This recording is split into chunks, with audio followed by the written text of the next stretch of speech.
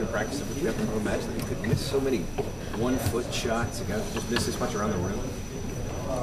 With guys this big, no. And I think guys are more worried about getting it in the basket quick and not getting in the basket strong. And when you get in the basket strong, it's a lot more effective. And we're trying to work on that in practice, and it's just a process. Where do you think that comes from? Rushing the shot. Rushing the shot. Trying to get it in quick. Where does that come from? It's not wanting to get hit. I mean, that's a certain point. Is not wanting to get hit. The other part of it, I mean, just it's easier. It's easier if you rush it and get it in and don't get hit. So, how did it play out with you telling Cal that the lob was there and he walked down to high-five you? I swore I wouldn't take the credit. Brian Long is, if he wants to be, going to make the greatest coach ever, because he will make it. He will say stuff, but will say it quiet, and then Cal will come down and get like right in front of him, and he'll say it louder, and he didn't say it, and it was there a couple different times, and finally I just started screaming. I just yelled at him, "Look, lob's there!" And finally, in the second half, we got it. But that's Brian, not me. I'm not taking credit for that one. How long has Brian been like this on the bench? Oh, his dad's a coach. My brothers both played. He knows the game as well as anybody. It's all year. Jon, Cal said that he's having some hip pain. I'm sure you're probably aware of that. Has he been limping around in practice? He has. Coach doesn't like to sit still. He likes to get out and move around with us and show us how. And he hasn't been able to do that much this year due to that hip. I mean, I don't know what's going to happen. I don't know if he's going to get that one replaced too, or that's something to think about. You're not that kind of senior yet, are you? No. No, my knees after I get up from having them like this will be stiff, but I'll walk it off here in a little bit. I'm sure you've been asked this, but did you get that three off? Yes. Multiple people have told me I got it off.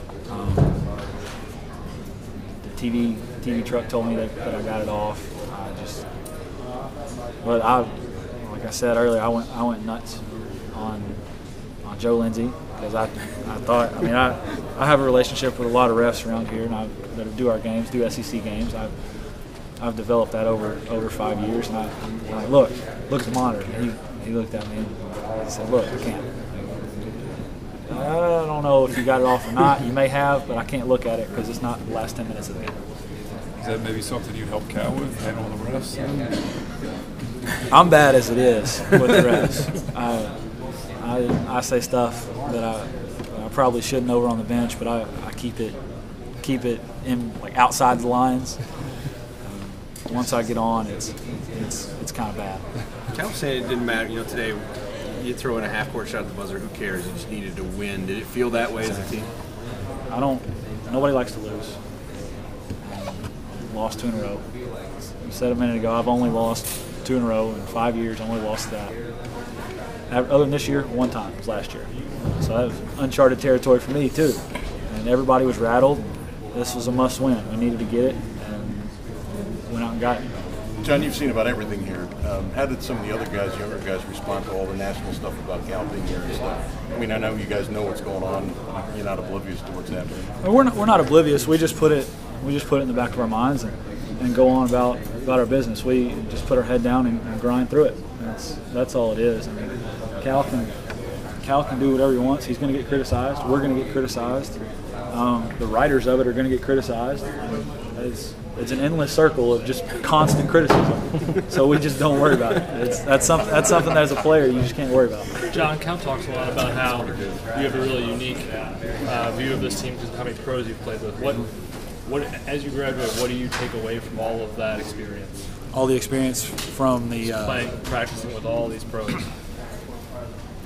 You learn a lot, not just basketball-wise, like about yourself, that you can overcome stuff, that you are strong enough to do things that you don't want to, that you can go into a practice or a day and be hurting and don't feel like practicing and get it through.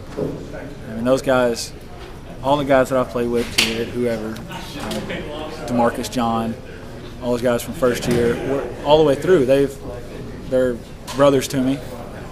That's what it is, more than a perspective on this team. I've got 17 brothers that played professionally in the NBA, more than that that are still playing overseas, and I could call them up at the drop of a hat, and they would have my back. They would have me for whatever I needed. It's special. What's your all-time starting 5 teammates? Oh, Good question. all-time starting 5. Pressure's on, Hoodie. Come on. Can I put myself in there? I'm still partial to the first year. I refuse to say that there has been a greatest recruiting class ever, because those pickup games that we had with John at the 1, Eric at the 2, me at the 3, DeMarcus playing 4, and Daniel at 5.